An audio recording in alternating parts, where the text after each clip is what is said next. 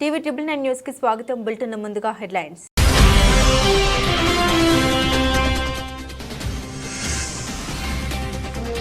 సాహసం చేయరా డింబక వణుకు పుట్టించే వీడియో. ఎంపైర్ స్టేట్ యాంటీనాపై కేకి నిలబడి సెల్ఫీ స్టార్.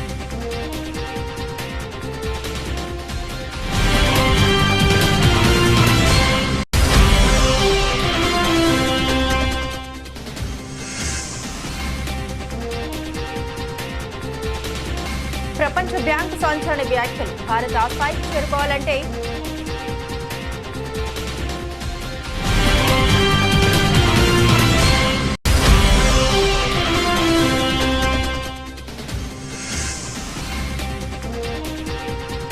అంతరిక్షంలో అద్భుత నిధి, కోట్ల విలువైన బంగారం, ప్లాటినం నిక్షేపాలు. నాసా.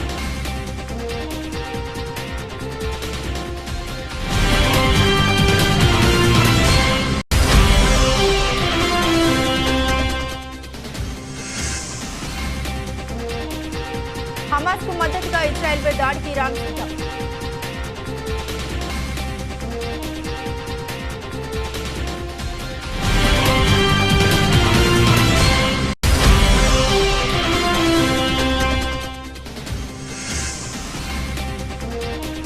ఇది మీ కష్టానికి దక్కిన ప్రతిఫలం.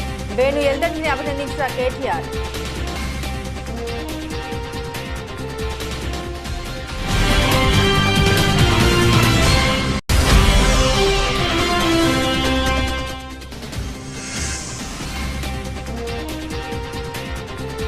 బ్రిటన్లో చేర్చాలి. ఆర్చరీలో ముగిసిన భారత పోరు.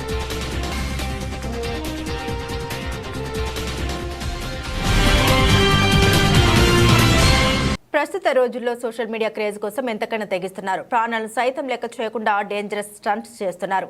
ఇలాంటి సమయాల్లో వారి ప్రాణాలను కోల్పోవడం లేదా ఇతరుల ప్రాణాలను తీస్తున్న ఘటనలు ఎక్కడో ఒక చోట వెలుగు చూస్తూనే ఉన్నాయి. ఇలాంటి సాహసాన్ని ప్రయత్నించే వారిలో కొద్ది మంది మాత్రమే సక్సెస్ అవుతున్నారు. సాహస కృత్యాల్లో కొందరు వ్యక్తులు వ్యూస్ కోసం ఏదైనా చేయగలరు. కొందరు తమ కంఫర్ట్ లెవెల్తో ప్రయోగాలు చేస్తుంటే మరికొంతమంది మాత్రం ప్రమాదం అని తెలిసి కూడా రిస్క్ చేస్తుంటారు. ఇటీవల న్యూయార్క్ నగరంలో 1435 అడుగుల ఎత్తులో ఉన్న ఐకానిక్ ఎంపైర్ స్టేట్ బిల్డింగ్ సన్నని యాంటీనాపై నిలబడి ఓ యువకుడు స్టంట్ చేశాడు. చూస్తూనే గుండె ఆగిపోయేలా ఉన్న ఈ వీడియో ఇంటర్నెట్ లో నెటిజన్లకు దడ పుట్టిస్తుంది. వైరల్ అవుతున్న వీడియోలోని వ్యక్తి సెల్ఫీ స్టిక్ తో కెమెరాను పట్టుకుని యాంటీనాపై ప్రమాదకరంగా నిలబడి ఉన్నాడు. ఆ తర్వాత అతను కెమెరాను తన తలపైకి లేపి చుట్టుపక్కల ప్రాంతాన్ని చూపించే ప్రయత్నం చేశాడు. వణుకు పుట్టిస్తోంది.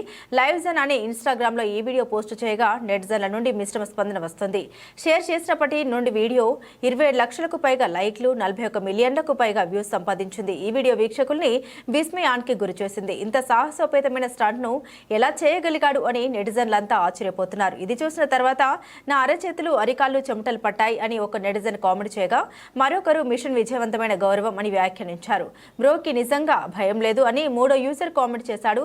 ఈ డేంజరస్ స్టంట్ చూస్తే మీ కుటుంబం భయంతో వణికిపోతుందని మరో యూజర్ కామెంట్ చేశాడు.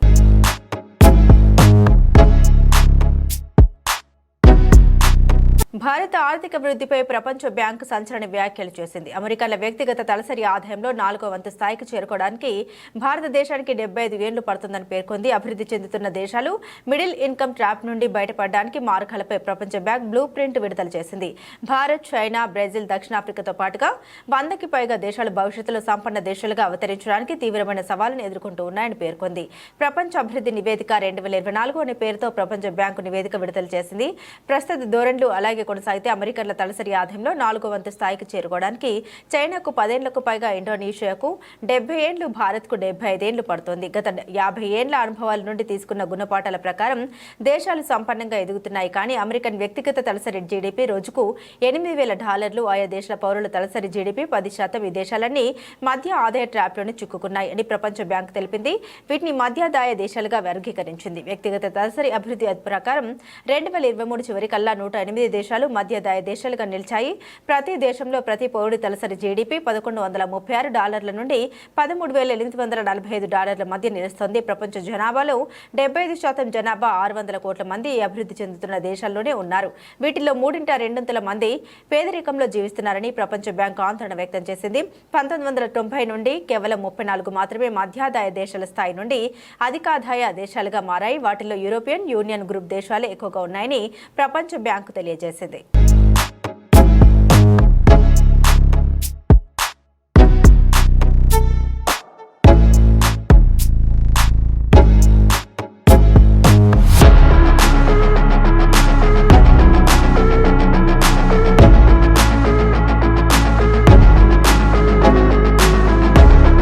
నాసా ఇప్పుడు అంతరిక్షంలో ఒక అద్భుత నిధిని కనుగొంది. వందల కోట్ల రూపాయల విలువైన బంగారం, ప్లాటినం, ఇతర విలువైన లోహాల్ని అన్వేషించింది.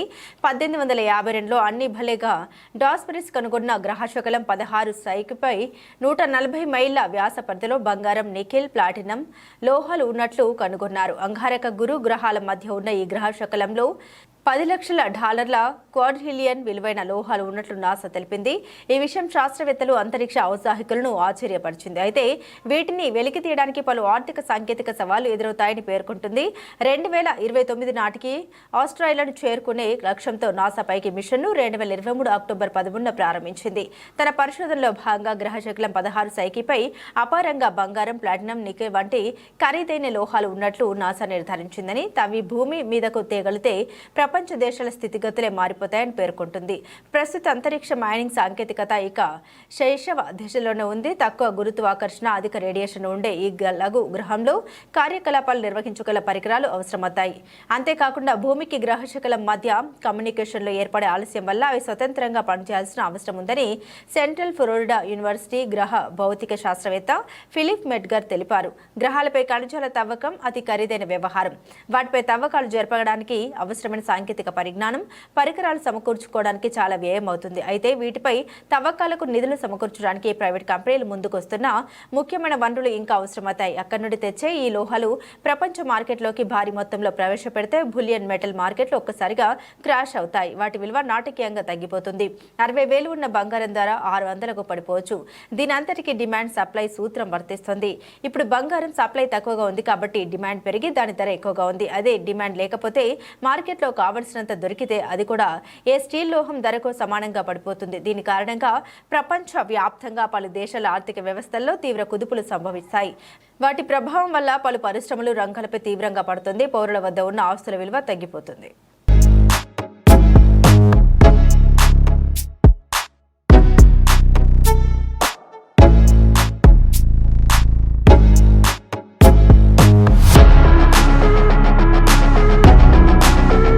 హమాస్ చీఫ్ ఇస్మాయిల్ హనియా హత్య నేపథ్యంలో పశ్చిమాసియాలో ఉద్రిక్తత తీవ్రమైంది.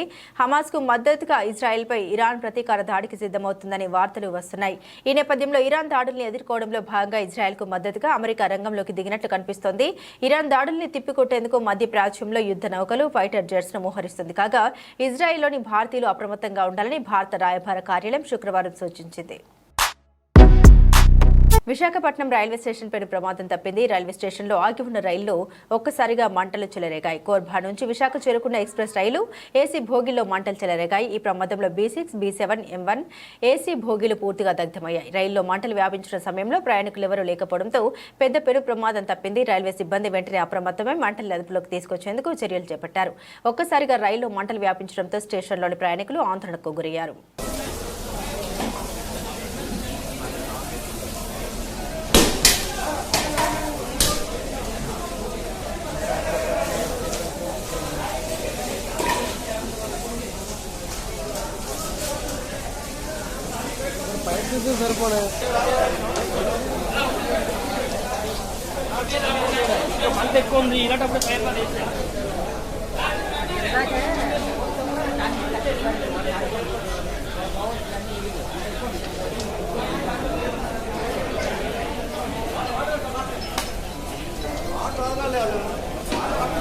జనసేన పార్టీ అధ్యక్షుల మేరకు సిద్దిపేట నియోజకవర్గంలో జనసేన సభ్యత్వ నమోదు కార్యక్రమం నిర్వహించారు. పట్టణంలోని శివంస్ గార్డెన్లో మూర్ఖార్ సాయి జనసేన నాయకుల ఆధ్వర్యంలో మీడియా సమావేశం ఏర్పాటు చేశారు. ఈ సందర్భంగా వారు మాట్లాడుతూ సిద్దిపేట నియోజకవర్గ ప్రజలు, యువత సభ్యత్వ నమోదు కార్యక్రమాల్లో పాల్గొని పార్టీని బలోపేతం చేయడానికి కృషి చేయాలని తెలిపారు. జనసేన పార్టీ అధినేత కొండగట్టు దర్శనానికి వచ్చిన సందర్భంగా అప్పటి నుండి తెలంగాణలో పార్టీ బలోపేతానికి కృషి చేయాలని పిలుపునిచ్చారని అన్నారు. రాబోయే రోజుల్లో సిద్దిపేటలో జనసేన జెండా ఎగురవేయడానికి తమ వద్ద కృషి చేస్తామని పేర్కొన్నారు. తెలంగాణ కొండగట్టు అంజన్న స్వామి దర్శనం మన అధినేత గారు పర్యటనలో భాగంగా తెలంగాణ శ్రేణుల్లో భారీ ఉత్సాహం, ముఖ్యంగా యువత భారీ ఉత్సాహంతో సభ్యత్వ నమోదంలో పాల్గొంటున్నారు. పార్టీ విధి విధానాలను అనుసరిస్తూ తెలంగాణలో పార్టీని బలోపేతం చేయడానికి మా వంతు కృషి సహాయం అందిస్తామని సిద్దిపేట జిల్లా నుంచి కోరుకుంటున్నాం. పార్టీ సభ్యత్వంలో యువత ముఖ్యంగా పెద్ద ఎత్తున పాల్గొంటున్నారు. ఈ నెల 5వ తేదీ గడువు ఉన్నందున ఈ జనసేన కార్యకర్తలమైన నాయకులమైన మేము సిద్దిపేట జిల్లాలో ఇంతమంది కలిసి అన్నకు అభిమానంతో అందులో పార్టీలో సభ్యత్వం కోసం చాలా వరకు కృషి చేస్తున్నాము. అందులో ఇంకా సభ్యత్వం తీసుకొని కార్యకర్తలు ఎవరైనా సరే సభ్యత్వాలు తీసుకోవాలి. వాళ్ళ 5 ఏళ్ళ ఫ్యూచర్ కోసం నాయకుడు ప్రజల కోసం ఎంత కష్టపడుతుండో కార్యకర్తలు కాపాడుకునే దిశగా అదే విధంగా ముందుకు వెళ్తాడని మేము ఆశిస్తున్నాం. అన్న కోసం జనసేన పార్టీ కోసం ఎన్ని రోజులైనా ఇదే విధంగా కలిసిమెలిసి ఉంటాం. కుటుంబ బంధాల నేపథ్యంలో రూపొంది అపురూప విజయాన్ని అందుకున్న బలగం ఉత్తమ దర్శకుడు, ఉత్తమ చిత్రంగా ఫిలింఫేర్ అవార్డ్స్ దక్కించుకోవడం పట్ల బీఆర్ఎస్ వర్కింగ్ ప్రెసిడెంట్ కేటీఆర్ సంతోషం వ్యక్తం చేశారు. బలం సినిమా దర్శకుడు చిత్ర బృందాన్ని ఎక్స్ వేదికగా ప్రశంసించారు. చిత్ర దర్శకుడు వేణు ఎల్దండిని అభినందించారు. ఇది మీ కష్టానికి దక్కిన ప్రతిఫలమని తెలిపారు. భవిష్యత్తులో మరిన్ని సాధించేది తొలిమెట్టని తెలిపారు. శనివారం రాత్రి హైదరాబాద్లో 69వ ఫిలింఫేర్ సౌత్ 2024 వేడుకలు నిర్వహించారు. టాలీవుడ్ కు సంబంధించి బలగం సినిమాకు ఉత్తమ చిత్రం, ఉత్తమ దర్శకుడు, ఉత్తమ సహాయ నటి అవార్డులు దక్కాయి. వెల్దండి వేణుకు సిరిసిల్లకు సినిమాని తెచ్చినందుకు, మా అందరికీ గౌరవాన్ని తెచ్చినందుకు హృదయపూర్వకంగా గట్టిగా చప్పట్లతో 2 చేతులు ఉన్నోళ్ళు 2 చేతులతో గట్టి కొట్టాలి. హైదరాబాద్ కినవాడాలి గట్టిగా.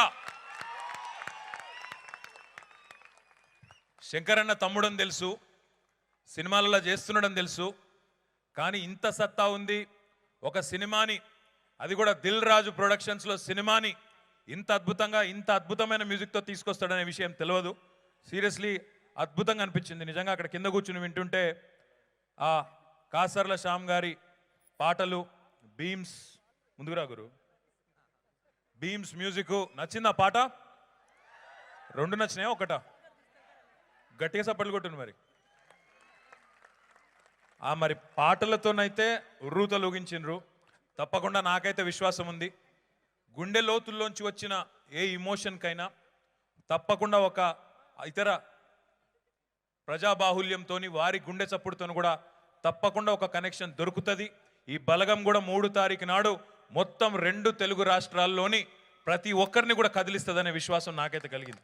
ఎందుకంటే చాలా గొప్పగా మానవ సంబంధాల గురించి అద్భుతంగా చూపెట్టినందుకు వేణుకి హృదయపూర్వకంగా అభినందనలు బ్రదర్. మీరు అన్నారు చిన్న సినిమా అని. చిన్న సినిమా పెద్ద సినిమా ఏమి ఉండదు.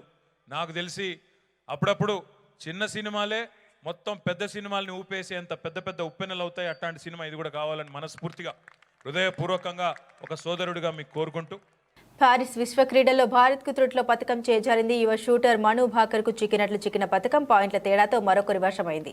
శనివారం ఆఖరి వరకు ఆసక్తికరంగా సాగిన మహిళల 25 మీటర్ల వ్యక్తిగత పిస్టల్ ఈవెంట్ ఫైనల్లో మను భాకర్ వెంట్రుక వాసిలో 3వ పథకాన్ని కేంద్రం బడ్జెట్ ప్రకటన తర్వాత అమాంతం తగ్గిన బంగారం, వెండి ధరలు మధ్యతరగతి ప్రజల్లో ఆశలు రేకెత్తించాయి. దీంతో బంగారం దుకాణాలు రద్దీగా మారాయి. గడిచిన 3 రోజులు వరుసగా మళ్లీ బంగారం ధర భారీగా పెరిగింది. అయితే శనివారం గోల్డ్ రేటు తగ్గింది. ఆదివారం సైతం బంగారం ధర స్థిరంగా కొనసాగుతుంది. ఈ క్రమంలో తెలుగు రాష్ట్రాలతో పాటు దేశవ్యాప్తంగా వివిధ ప్రాంతాల్లో నమోదైన బంగారం, వెండి ధరల్ని ఓసారి పరిశీలిద్దాం. తెలుగు రాష్ట్రాల్లో ఆదివారం బంగారం ధర స్థిరంగా కొనసాగుతుంది.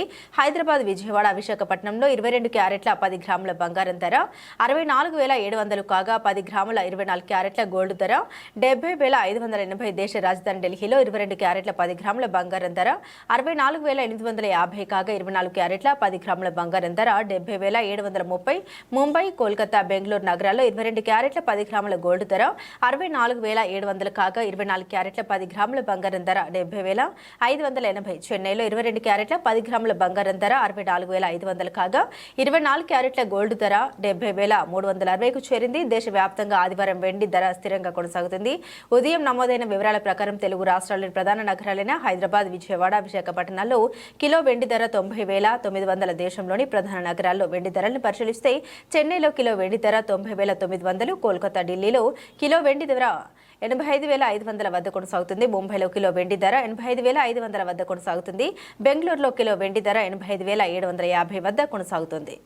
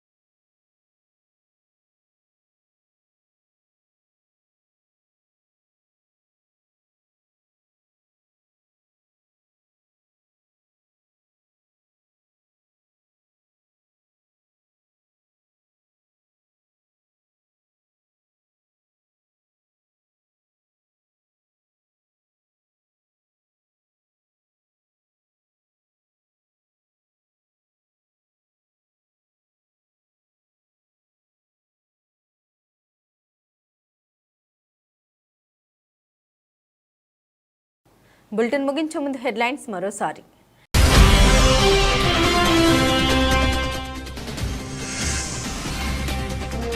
సాహసం చేయరా డింబక వణుకు పుట్టించే వీడియో.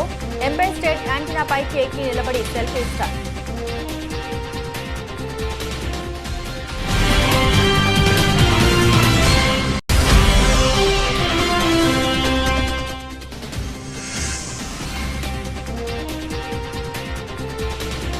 ప్రపంచ బ్యాంకు సంచలన వ్యాఖ్యలు. భారత్ ఆ స్థాయికి చేరుకోవాలంటే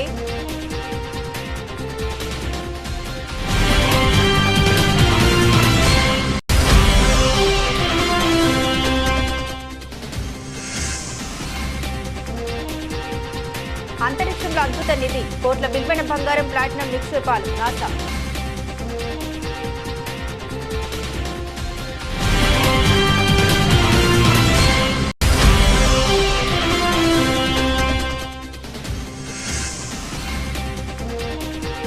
హమాస్ కు మద్దతుగా ఇజ్రాయెల్పై దాడికి ఇరాన్ సిద్ధం.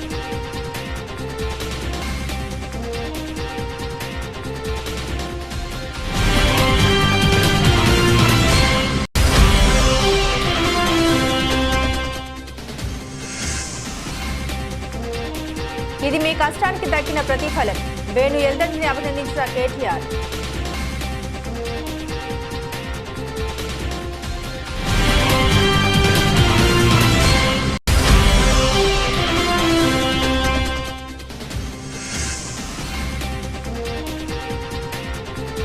వీటిలో చేర్చాలి. ఆర్చరీలో ముగిసిన భారత పోరు.